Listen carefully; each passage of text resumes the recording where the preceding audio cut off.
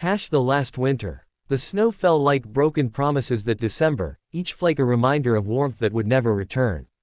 In the skeletal remains of what had once been downtown Minneapolis, two small figures huddled together against the unforgiving cold, their breath forming ghostly clouds that dissipated as quickly as their fading hopes.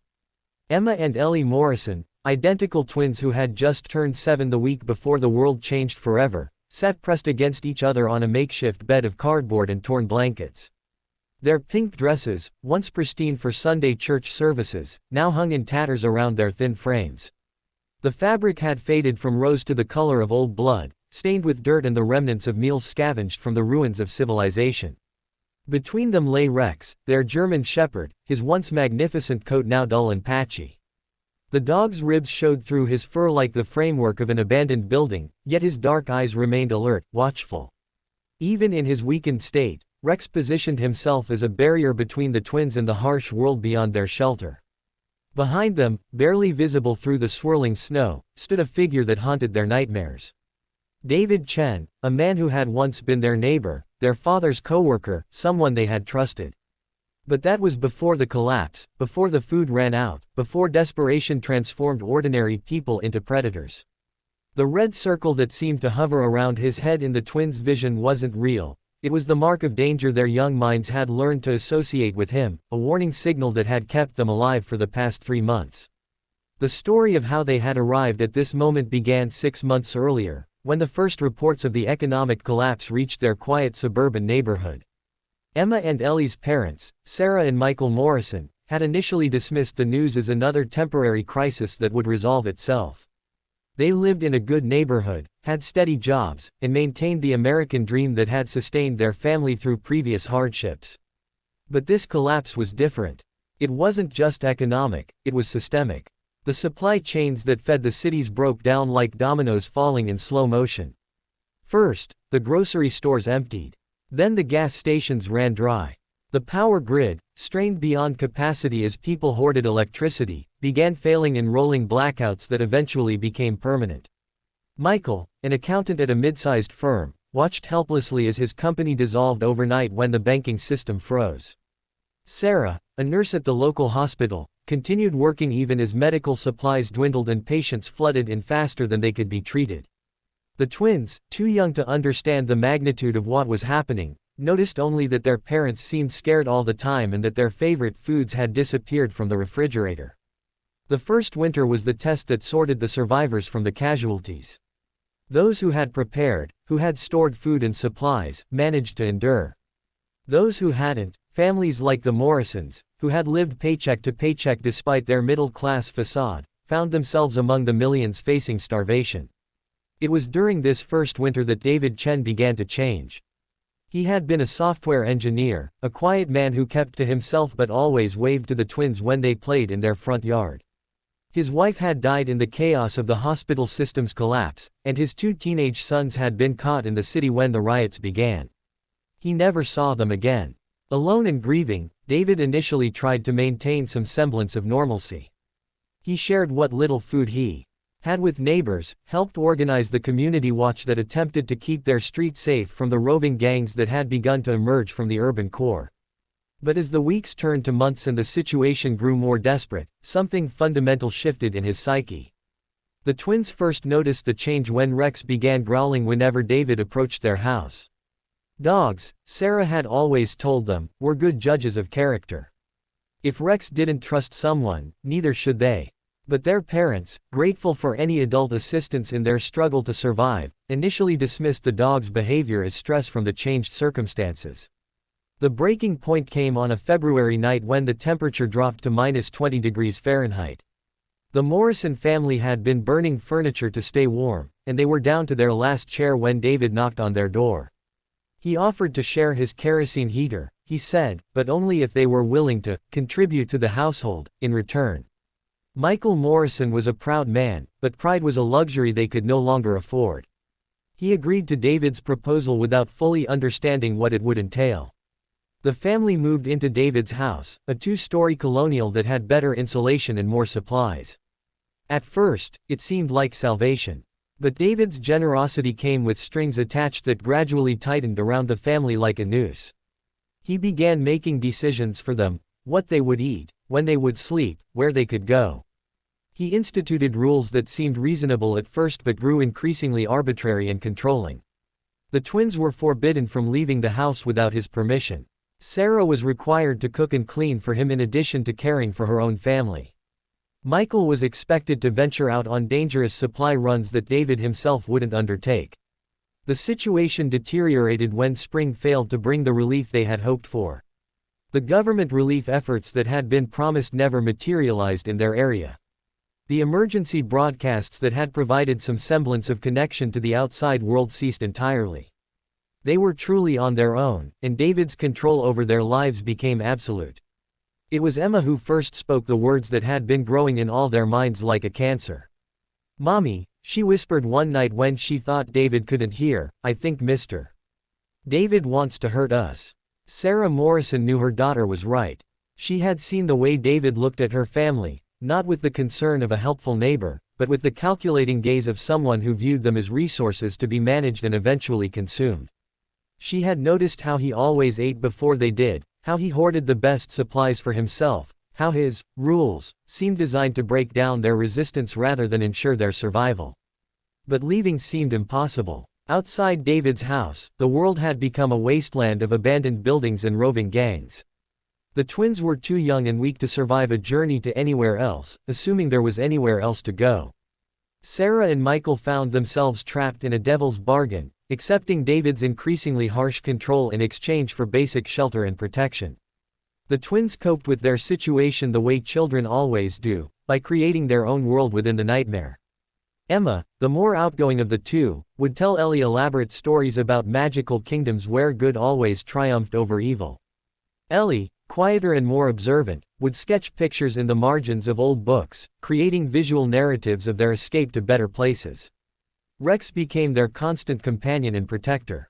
The dog seemed to understand, with the intuition that animals possess, that the twins were in danger. He rarely left their side, and his low growls served as an early warning system whenever David's mood darkened. The twins learned to read these signals, retreating to their shared room whenever Rex's hackles rose. As summer turned to autumn, David's behavior became increasingly erratic. The isolation and stress of their situation had taken a psychological toll that manifested in paranoid delusions and violent outbursts. He began to suspect that the Morrison family was plotting against him, that they were secretly hoarding food or planning to abandon him. His accusations grew wilder and his punishments more severe. The final straw came in November when David announced that Rex was consuming too many resources and would have to be dealt with. The twins understood the euphemism. They had seen what happened to other pets in the neighborhood when food became scarce. That night, Sarah Morrison made the decision that would define the rest of their lives. She woke her daughters in the pre-dawn darkness and whispered urgently for them to gather only their most essential belongings. They would leave while David slept, taking their chances in the frozen wasteland rather than waiting for his next escalation. Rex seemed to sense the plan, remaining silent despite his excitement at the prospect of movement.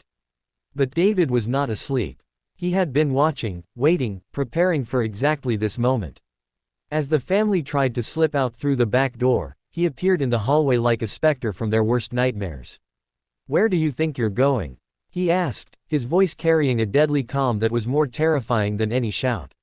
What followed was chaos. Michael Morrison, driven by desperation and paternal instinct, attacked David with a strength born of protective fury.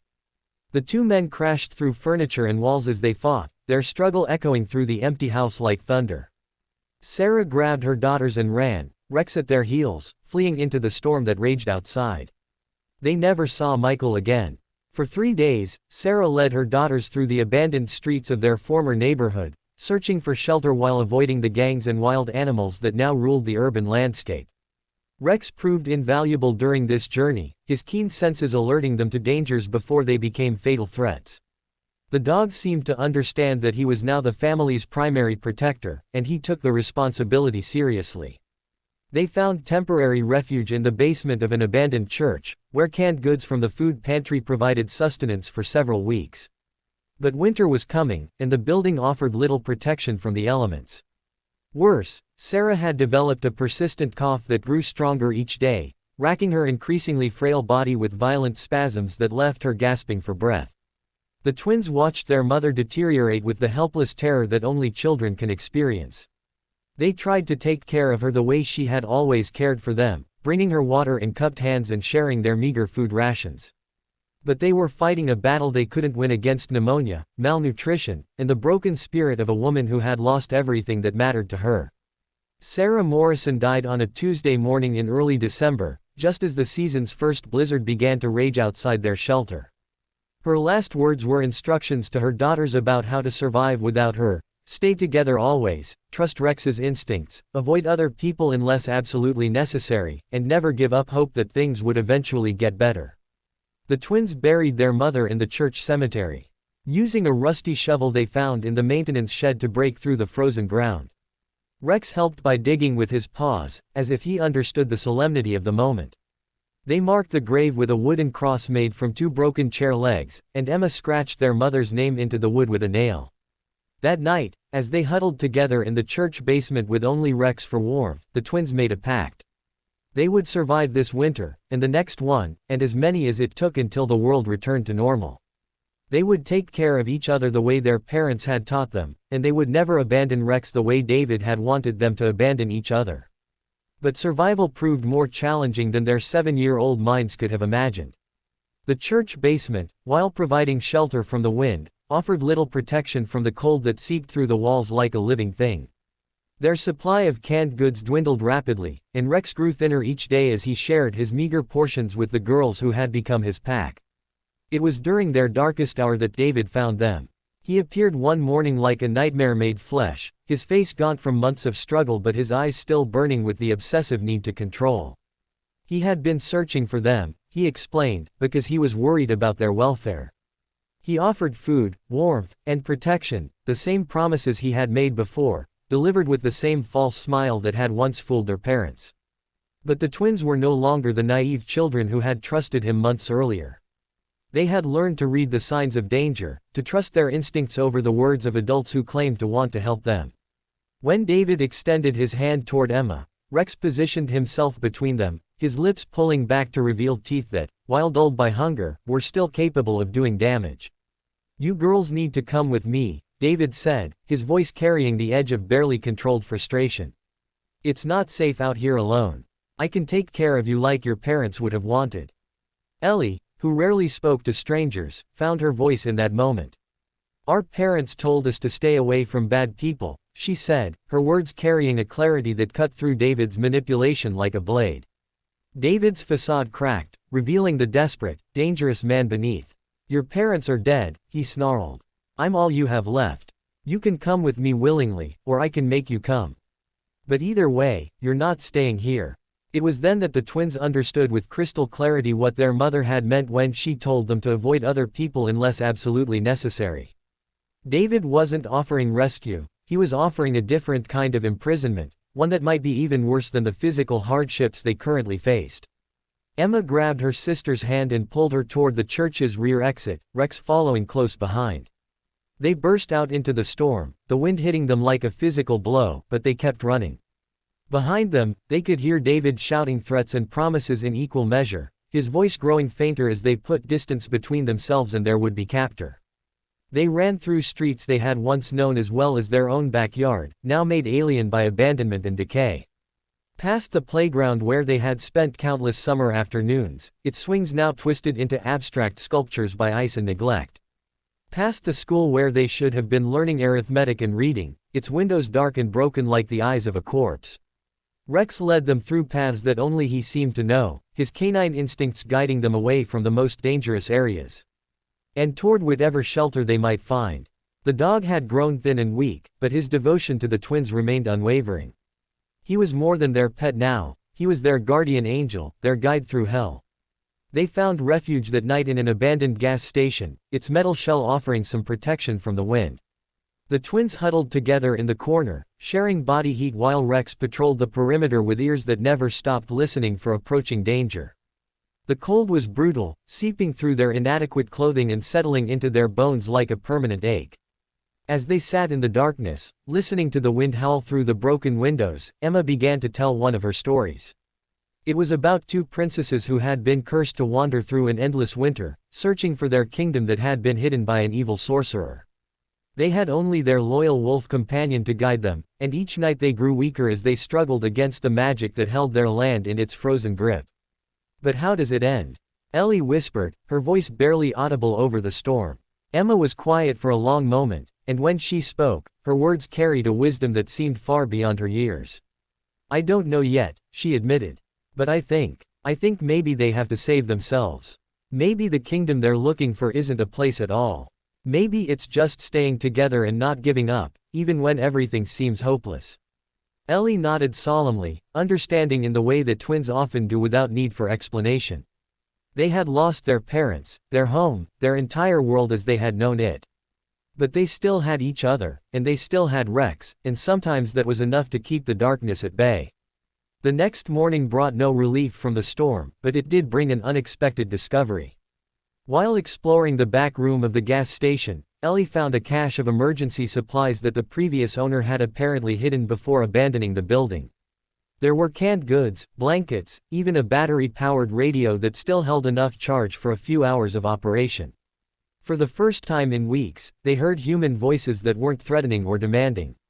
The emergency broadcast system was still functioning sporadically, and between bursts of static, they heard reports of relief centers being established in certain areas.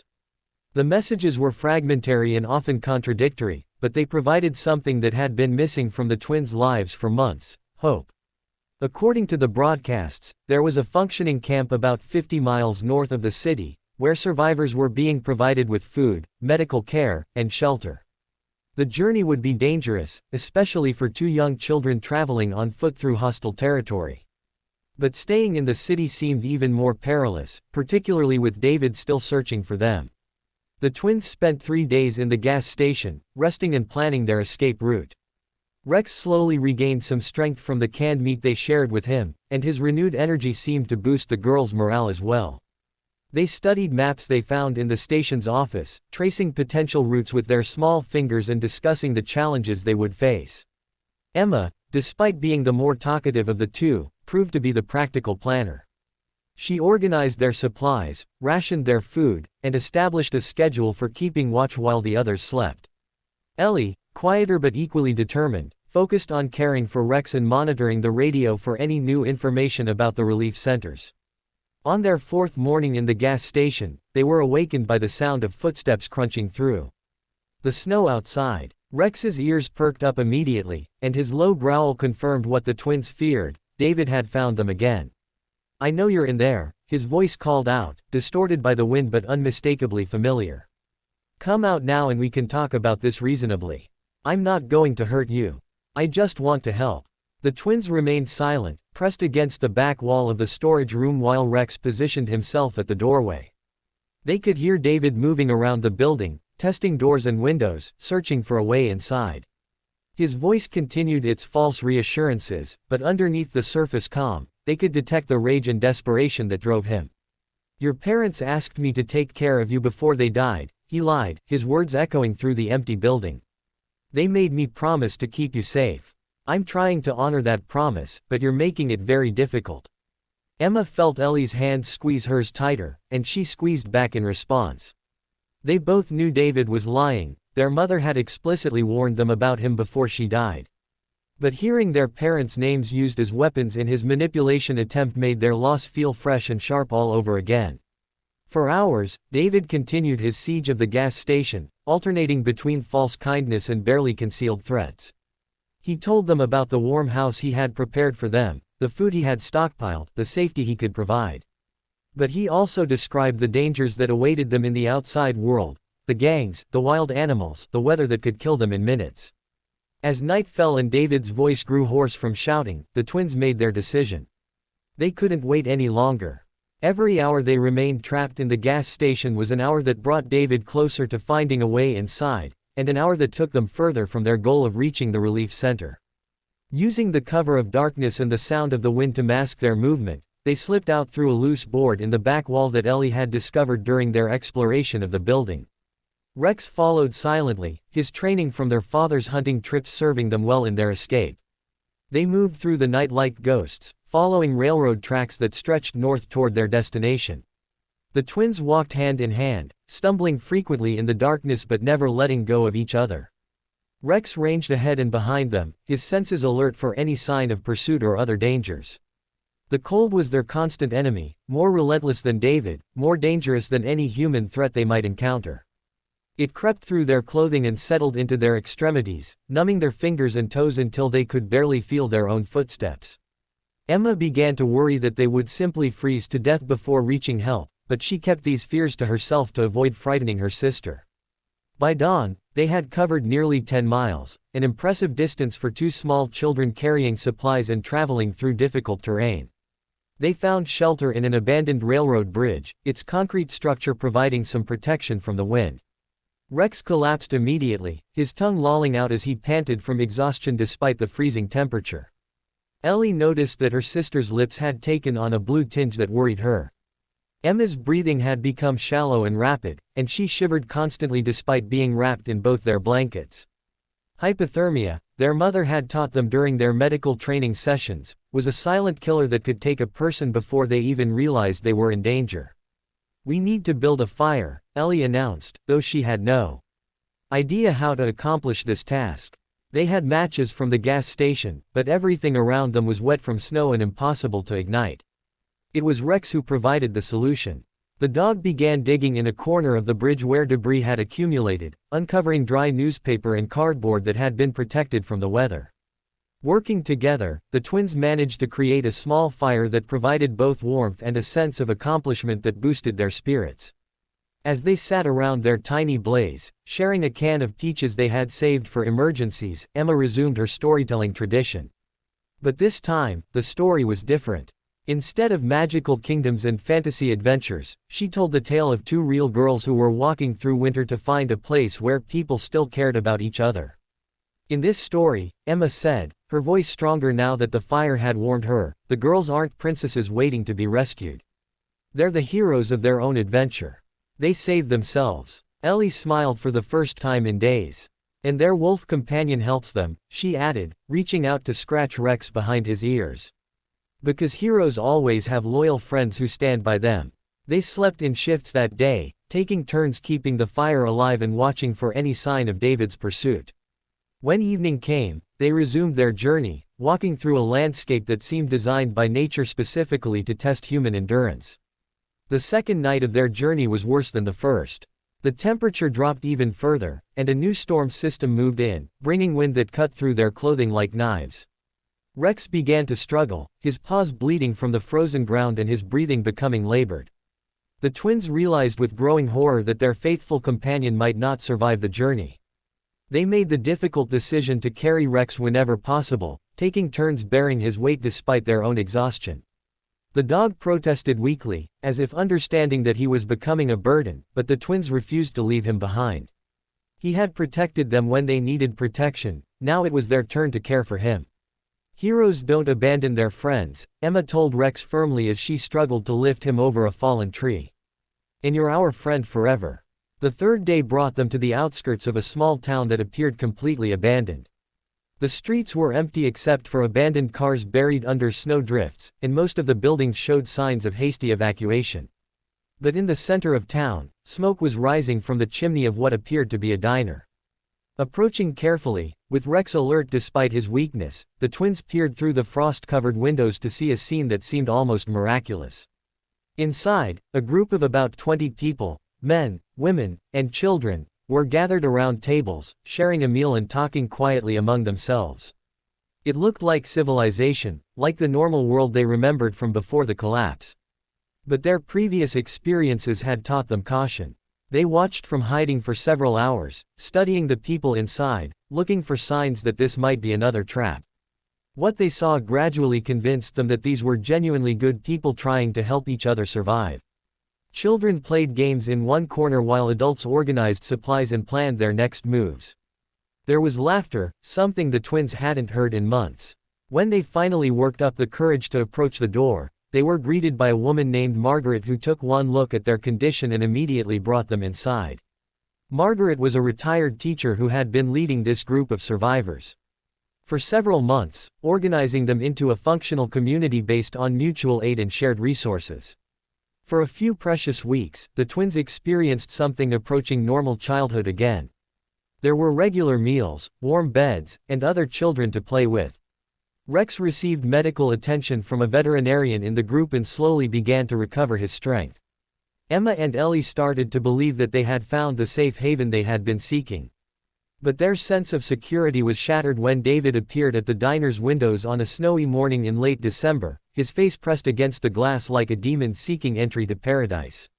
He had tracked them across 50 miles of frozen wasteland, driven by an obsession that had consumed what remained of his sanity. "Those children belong with me," he announced to Margaret when she stepped outside to confront him. "Their parents entrusted them to my care before they died. I've been searching for them for weeks." Margaret, experienced in reading people's motivations, saw through David's lies immediately. But she also recognized the danger he represented to her entire community. David was armed and clearly unstable, and forcing a confrontation could result in casualties among the innocent people under her protection. "Let me talk to the children," she said diplomatically. "If what you're saying is true, they'll want to come with you."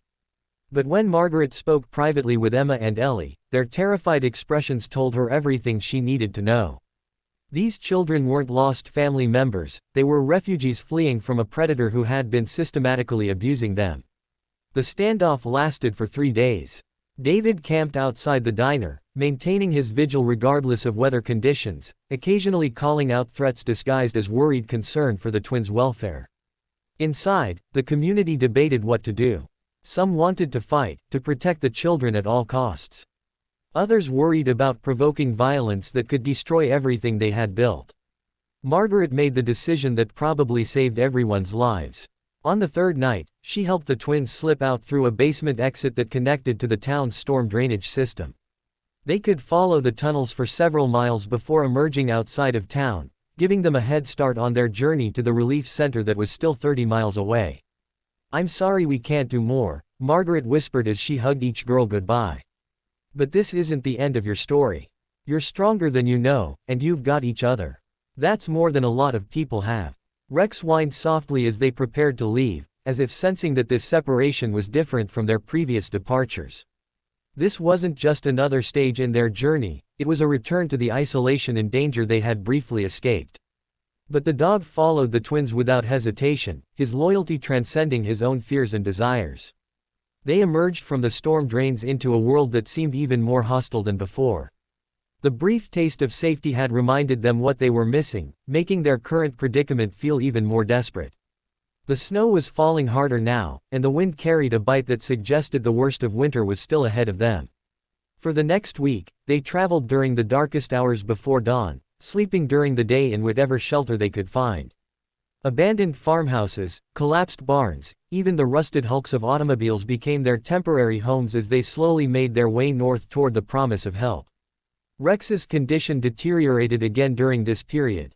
The brief recovery he had experienced at the diner proved temporary, and the renewed stress of travel in harsh conditions took a severe toll on his already weakened body.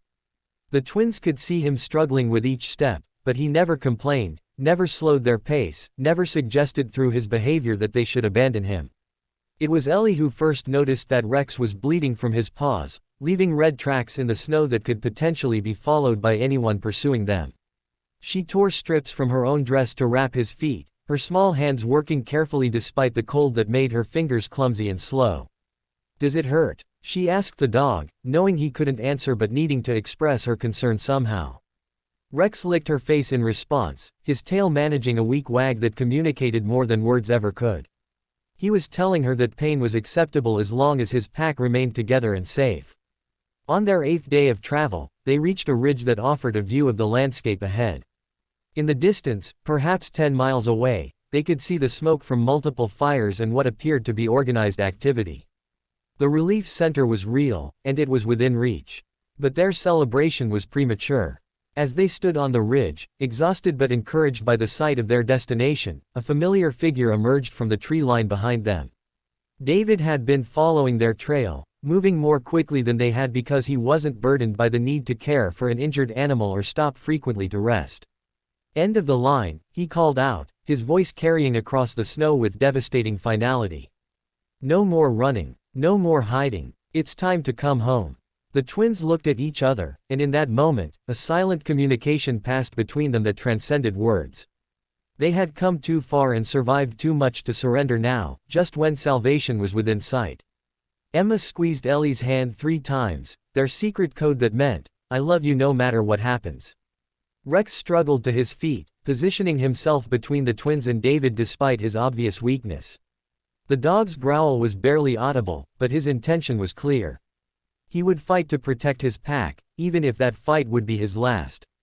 David approached slowly, speaking in the gentle tones he had once used when he was still pretending to be their friend.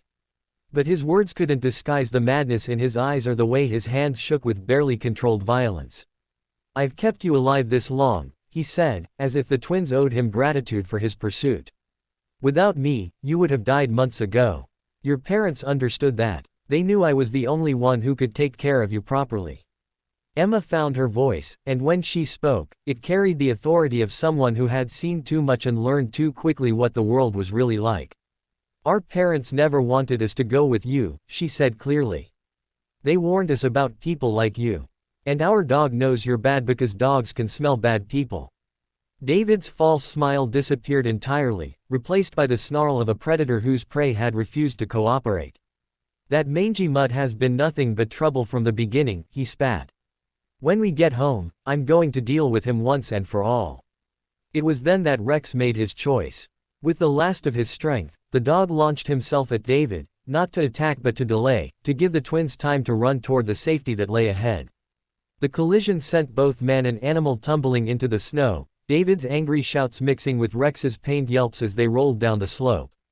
Emma and Ellie ran. They ran with speed born of terror and determination, their small legs carrying them across the frozen ground faster than they had ever moved before. Behind them, the sounds of struggle continued, punctuated by David's curses and Rex's increasingly weak protests. When they finally dared to look back, they saw David standing over Rex's still form, his face a mask of rage and triumph. The dog lay motionless in the red snow, his sacrifice having bought them perhaps 5 minutes of additional distance. It wasn't much, but it was everything he had to give. The twins continued running, tears freezing on their cheeks as they grieved for their faithful companion. But they couldn't stop, couldn't look back again, couldn't let Rex's sacrifice be meaningless. The relief center was still miles away, and David would resume his pursuit as soon as he caught his breath. They ran until their lungs burned and their legs gave out, collapsing finally in a grove of pine trees that offered some concealment from the open ground. Emma vomited from exhaustion and fear, while Ellie simply stared back in the direction they had come, watching for any sign of movement that would indicate David was still following. "Rex saved us," Ellie whispered, her voice hollow with grief and shock.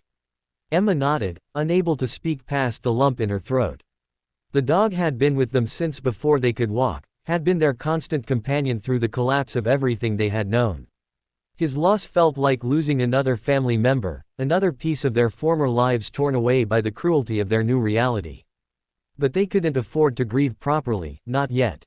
David was still out there, still pursuing them with single-minded determination. They had perhaps an hour's head start, maybe less, and the relief center was still several miles away through difficult terrain. As if summoned by their desperation, the sound of engines reached their ears, the first mechanical noise they had heard in weeks that wasn't associated with danger. Through the trees ahead, they could see vehicles moving along what appeared to be a maintained road. The relief workers were sending out patrols, searching for survivors in the surrounding area. Emma and Ellie burst from their hiding place, waving their arms and shouting with voices that barely carried over the wind. For a terrifying moment, it seemed as if the convoy would pass them by, leaving them stranded just miles from safety. But the lead vehicle slowed, then stopped, and armed figures in winter gear emerged to investigate. The next few hours passed in a blur of medical examinations, warm food, and questions asked by kind voices that seemed almost too good to be true. The twins found themselves in a heated truck, wrapped in military surplus blankets, heading toward the relief center that had sustained their hopes for so many weeks. But even as they were driven to safety, Emma couldn't stop looking back through the rear window, watching for any sign of David's continued pursuit.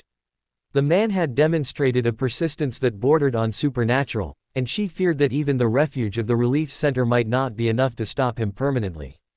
The relief center, when they finally arrived, was everything the radio broadcasts had promised and more. It was housed in a former National Guard armory that had been converted into a functioning town complete with medical facilities, schools, and workshops where survivors could contribute their skills to the community's welfare. Dr. Maria Santos, the center's chief medical officer, examined the twins personally and was amazed by their physical condition. Despite months of hardship, malnutrition, and exposure, they had somehow avoided the serious injuries and illnesses that plagued most of the refugees who arrived at the center. "You girls are remarkably resilient," she told them as she treated their frostbite and administered vitamins to counter their nutritional deficiencies. "Whatever you did to survive out there, you did it right." Emma and Ellie were assigned to a family group led by Carol Peterson, a former social worker who specialized in caring for orphaned children. Carol's own family had been among the early casualties of the collapse, and she had channeled her grief into helping other children who had lost everything. Under Carol's care, the twins slowly began to heal, both physically and emotionally. They attended classes with other children, learning not just traditional subjects but practical skills like farming, basic mechanics, and emergency medical care. The relief center operated on the principle that every survivor, regardless of age, needed to contribute to the community's welfare. But the twins struggled with nightmares that interrupted their sleep and made them